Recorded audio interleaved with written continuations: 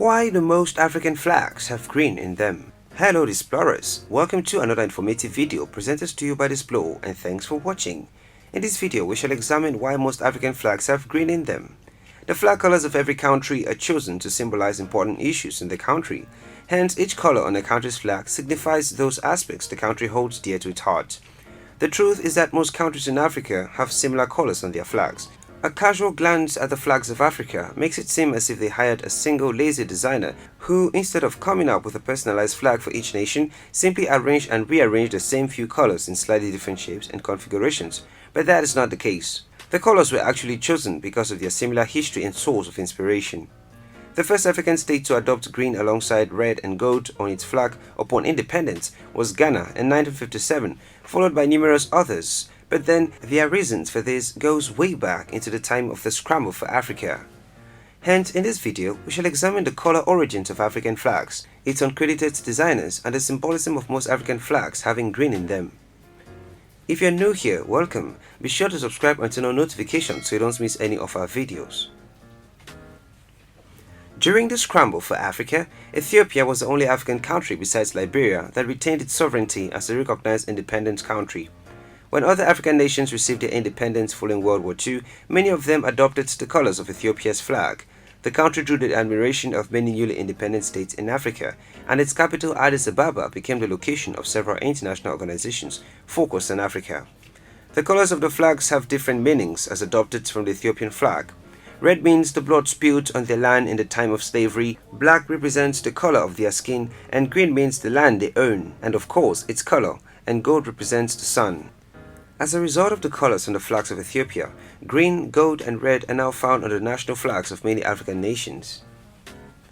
Green, yellow, and red, and sometimes black, were adopted as colors of Pan-African ideology, which was first adopted as symbol of African liberty and freedom by the Ghanaians in 1957. It was a clear reference to the flag of the Abyssinian Empire, today Ethiopia, the only African state that resisted to modern European colonialism post the Conference of Berlin of 1884 and 1885, when European leaders divided Africa according to their interest. Hence, the green, red, gold, and sometimes black theme repeats itself on the national flags of most Africans. But this is no coincidence, as it represents an intentional show of support and solidarity from when, in the 1960s, dizzying waves of nationalism swept across the continent and countries snatched their freedom from colonial Europe. To understand what their show of solidarity was, and which is most case still is, we need to comprehend the full meaning of these flag colors which were taken from Ethiopia. Hence, let's look at the full meanings of the Ethiopian flag colors and their origin. The colors of the Ethiopian flag. Generally, the colors red, yellow, and green on flag serves both as a reminder for countries whose independence was slow to come that they were not alone, and a warning to the colonizers that their oppressive systems would be conquered in their entirety, which were borrowed from Ethiopia's 123-year-old banner. Imperial Ethiopia, whose armies made short work of encroaching Italian troops, was one of the only two African nations, along with Liberia, never colonized. Nationalist leaders in Africa saw the country as a beacon of hope to their own situations at that time.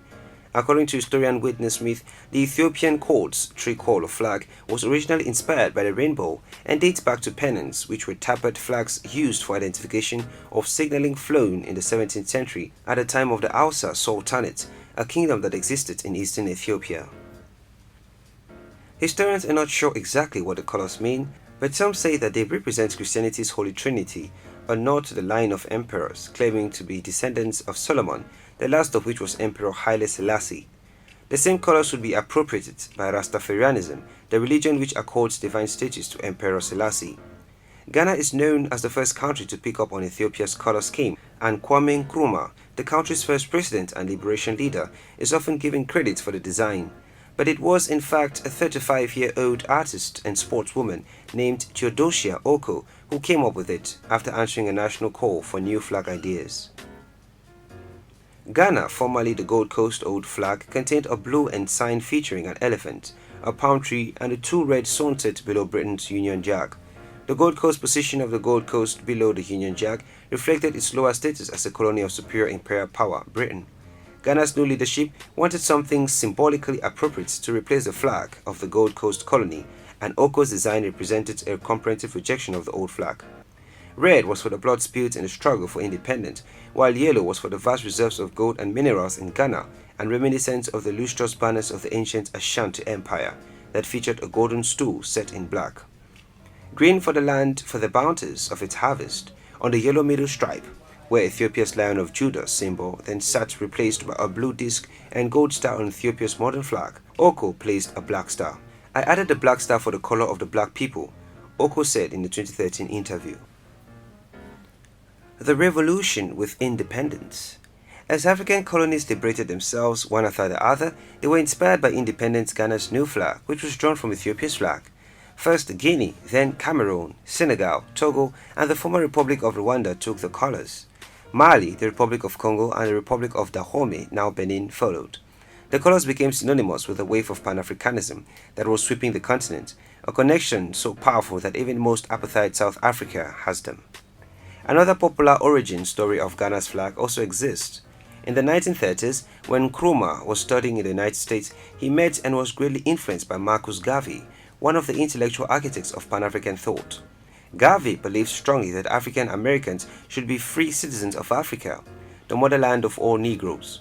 The influences of men such as Garvey fueled Nkrumah's struggle against imperial forces and his vision for a united African government.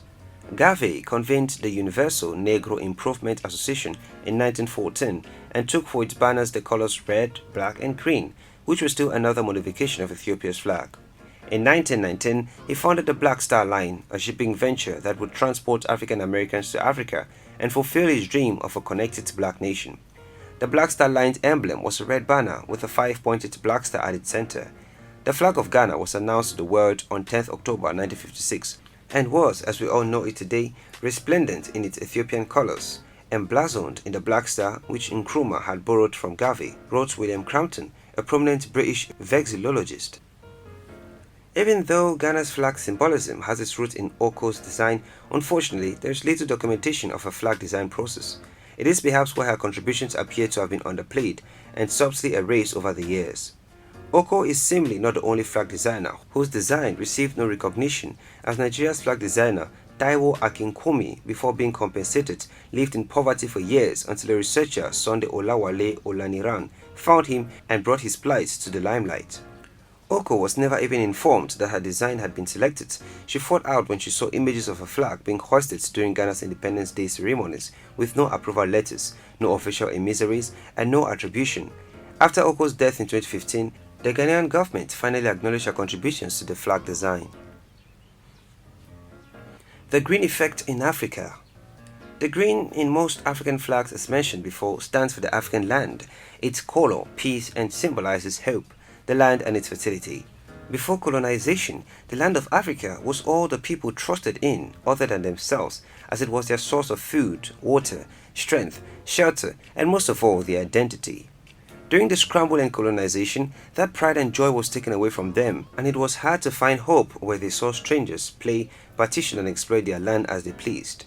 They longed and hoped for a day when things could change, but then Ethiopia was a shining beacon in the horizon, which still had its pride, dignity, and ownership of its land. In those bad moments, African countries wished on themselves Ethiopia's freedom, and hence, as they started gaining their independence, they wanted to catch and hold on to that hope of freedom by making symbolism of their newfound freedom and ownership of their precious land. Given almost all African countries had similar experiences under their colonial masters, it makes perfect sense that they adopted green to symbolize the reclaiming of the land they now re-owned. Or do they? Well, that's a discussion for another video. There you have it, Displorers. That is why most African flags have green in them. Thanks for watching this video, and if you did enjoy this video, do want to give it a thumbs up and do not forget to subscribe and share with your friends.